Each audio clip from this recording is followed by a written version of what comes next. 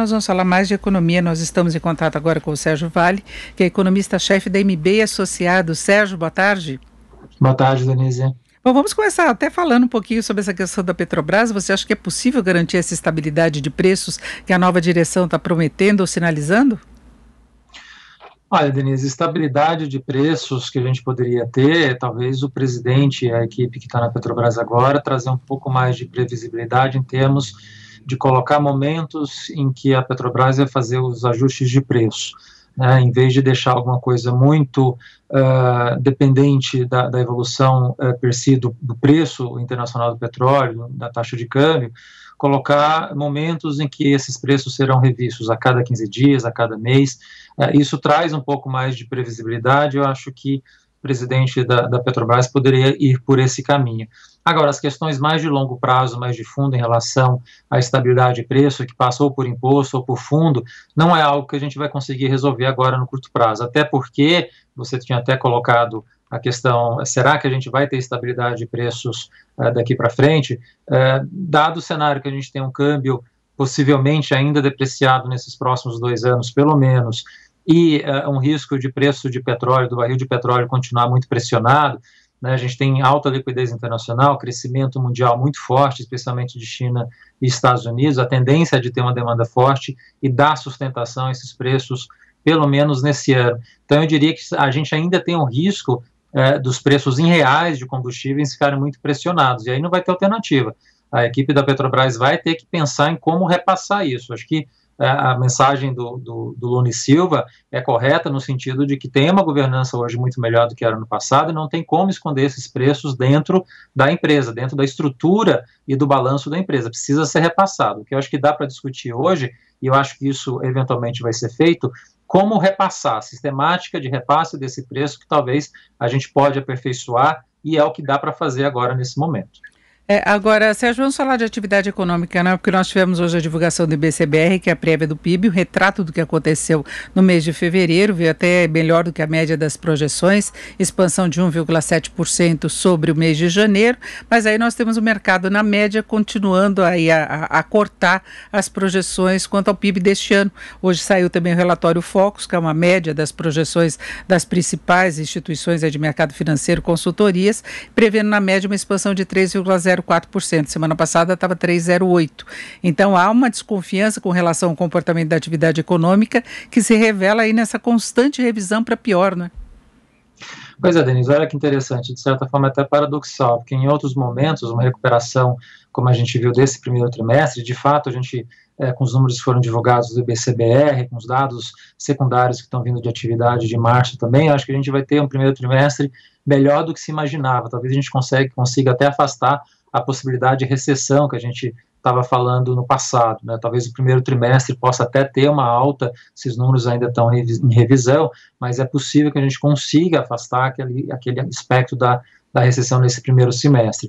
De qualquer maneira, é um primeiro trimestre que, como eu falei, mais positivo, levaria a revisões de projeção mais para cima ao longo do ano. E o que a gente está vendo acontecer é justamente o contrário, né, diversas casas e o próprio Focus sinalizando uma preocupação com o crescimento do ano como um todo. Por que isso? Porque ainda tem uma pandemia muito avançada e com sinalização muito lenta de vacinação.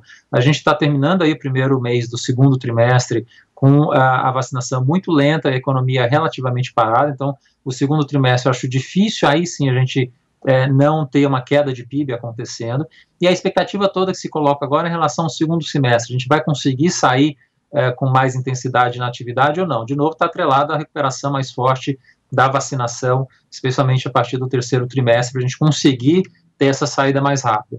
Junto a isso, um cenário que a gente começou a ver nesse início de ano, que é a alta de juros, né, que tende a ter repercussão, especialmente no quarto trimestre. Então, há uma certa segurança e um certo alívio nos resultados de começo de ano, mas o que a gente olha para frente ainda traz insegurança e incerteza, por isso essas revisões do ano como um todo para baixo. Ainda o segundo semestre não está garantido que a gente vai ter uma recuperação mais efetiva.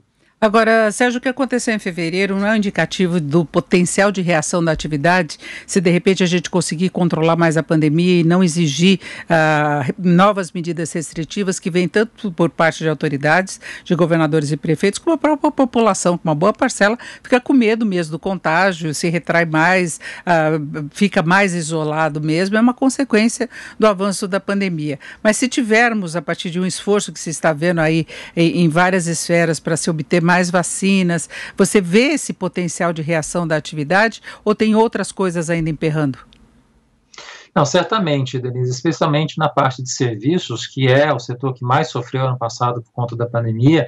Se você conseguir dar uma sinalização mais concreta de saída, a gente vai conseguir nesse setor específico, que tem um peso muito grande dentro da economia brasileira, cerca de 75% do PIB brasileiro, você consegue entrar no terreno positivo com mais rapidez. Então, assim, quando a gente fala de uma recuperação mais forte no segundo semestre, está muito atrelado à questão dos serviços, porque indústria e comércio, a gente já está vendo essa recuperação acontecer desde o ano passado. Esse começo de ano era muito essa sinalização de recuperação que a gente estava começando a ver em serviços, né? Havia uma expectativa de saída de fato da pandemia naquele momento, por parte da população, não por parte dos analistas que estavam começando a ficar preocupados com o que vinha pela frente, mas a população dava sinais de um pouco mais de tranquilidade. E por conta disso a gente viu a atividade começar a recuperar naquele fôlego que a gente viu, especialmente no primeiro trimestre. Na hora que a gente conseguir passar, de fato, por esse cenário de ter uma vacinação mais efetiva, eu acho que a gente vai conseguir avançar isso no segundo semestre, essa parte, especialmente da economia, com peso grande e que está mais parada agora, por conta justamente da pandemia, que é serviços, eu acho que a gente consegue ver uma evolução mais positiva. O que fica dificuldade para frente, Denise, são as consequências políticas econômicas que a gente está vendo agora. A questão fiscal está muito mal resolvida e coloca um empecilho em termos de expectativa para os próximos anos, não só para esse ano e ano que vem. A gente tem a elevação de taxa de juros, né? A gente estava com taxa de juros de 2%, deve ir para 5,5% ou 6% no final desse ano, 5,5% na nossa estimativa, mas que coloca um peso na recuperação do ano que vem.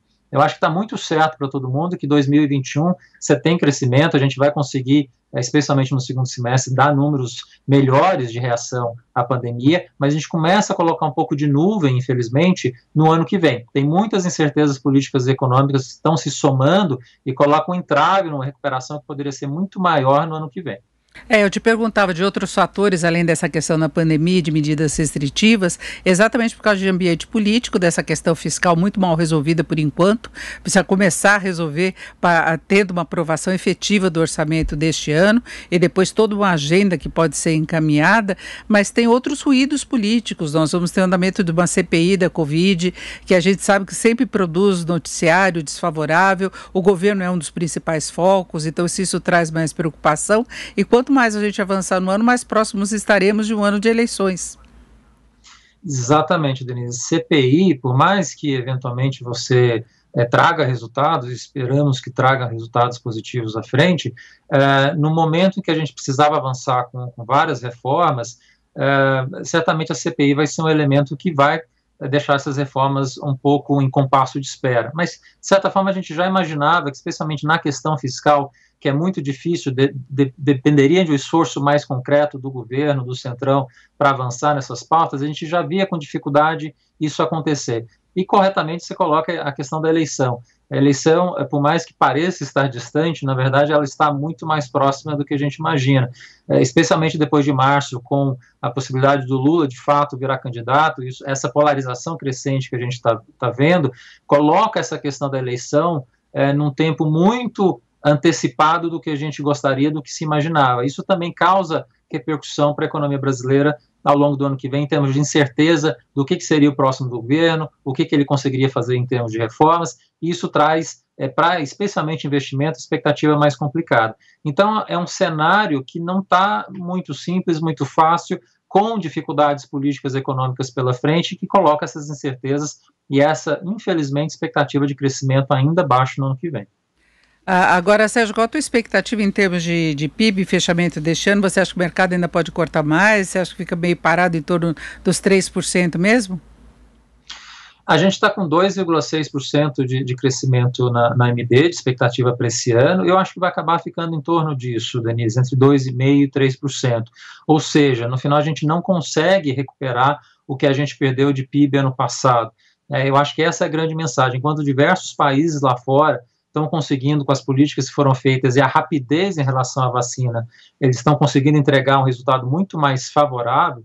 Só ver os Estados Unidos, por exemplo, que devem crescer esse ano entre 7% e 8%. Obviamente, eles fizeram pacote fiscal, especialmente, muito mais agressivo, mas a vacinação tem um papel preponderante em conseguir sair rapidamente da crise e entregar esse crescimento forte que eles estão vendo. Aqui, a gente está atrasado na vacina, a gente não tem políticas bem feitas para ajudar a população, as empresas, a gente vai conseguir entregar um resultado de crescimento menor do que a gente perdeu ano passado, quer dizer, não consegue recompor tudo que se perdeu. Eu acho que, infelizmente, essa é a grande mensagem. Nem é tanto o número, se vai ser 2,5%, 3%, mas a gente não conseguir ter as condições para conseguir recuperar completamente das perdas da pandemia do ano passado. 3% não recupera, né? Nós caímos, o PIB teve uma queda de mais de 4%. Exatamente, a gente vai entregar uma parte, né, recuperar uma parte do que a gente perdeu ano passado. Ano que vem, certamente, a gente deve crescer em torno de 2%, um pouco menos do que isso. A gente já aí, com certeza, vai conseguir recuperar tudo que se perdeu da pandemia, mas a gente vai ter que lidar com os resquícios dela, né? A desigualdade de renda crescente, o mercado de trabalho muito precário, a taxa de desemprego tende a chegar no final desse ano ainda muito elevada, em torno de 14%, uma piora fiscal significativa. A gente está falando de uma dívida bruta no ano que vem que deve ficar em torno de 94% do PIB, um déficit primário do setor público ainda muito elevado no ano que vem. Então, a situação econômica ainda muito desafiadora, e que você joga esse elemento político muito tenso que a gente tem por conta da eleição, o cenário não é muito favorável para grandes investimentos, para expectativas muito positivas. Muita coisa precisa ser consertada, precisa ser bem direcionada para a gente trazer tranquilidade para o mercado e para as pessoas voltarem a consumir e voltarem a investir. É isso, ouvimos o Sérgio Vale, que é economista-chefe da MBA Associados. Sérgio, muito obrigado, uma boa tarde. Boa tarde, Denise.